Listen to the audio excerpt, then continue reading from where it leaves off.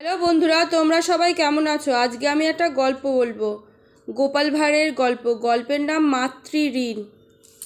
গোপাল তো এখন রাজবাড়িতে বেশ জাঁকিয়েই বসেছে। মাঝে মধ্যে এখানেও থেকে যায়, তবে রাজবাড়িতে রাত কাটাতে একদম ভালো লাগে না। গোপাল যে কী রকম মানুষ বলে বোঝানো যাবে না। গোপালের নিজের ঘরে নিজের বিছানায় রাতের বেলা শুতে এত ভালো লাগে যে বলার নয়। গোপাল তাই বলে, মায়ের হাতের পাতা বিছানায় রাতে শুয়ে যে আরাম, তা রাজার বাড়ির অতিথিশালাতে শুয়ে সে তৃপ্তি দেয় না। এই নিয়ে মাও কম বলে না। এখন তো কথায় কথায় গোপালের বিয়ের জন্য মা বায়না ধরেন। মা বলেন, আর কতকাল আমি বিছানা পেতে দেব? বয়স তো হলো, এবারে একটা বউ নিয়ে এসো ঘরে, সে তোমার বিছানা পেতে দেবে, ঘরদোর পরিষ্কার পরিচ্ছন্ন রাখবে। গোপাল একমুখ হাসি ছড়িয়ে বলে, মা আর একটু যাক, বড় যখন হয়েছি বিয়ে তো তখন করবই, সে তোমাদের পছন্দ মতনই বিয়ে করব। কি খুশি তো? মা মাথা ঝাঁকিয়ে বলেন, হ্যাঁ হ্যাঁ।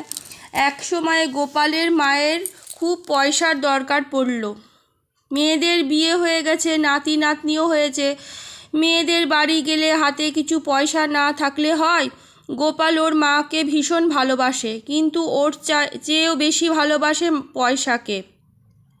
মা যখন টাকা কড়ি চায় তখন গোপাল বলে, তোমার যা দরকার আমাকে বলবে, আমি নগর থেকে এনে দেব।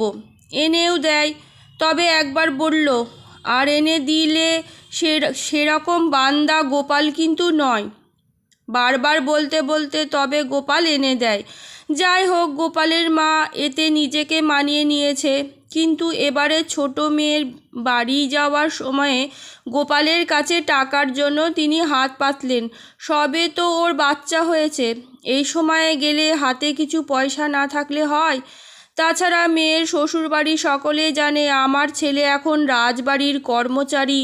শুধু সাধারণ মানের একজন কর্মচারী নয়, একেবারে রাজামশাইয়ের সঙ্গে তার ওঠা বসা। সুতরাং তার মায়ের চলাফেরাও তো একটু অন্যরকমই হতে হবে। হাতে টাকা কড়ি সেই জন্যই দরকার।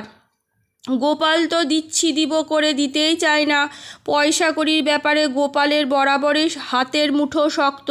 টাকা কড়ির প্রতি গোপালের একটু বেশি প্রেম।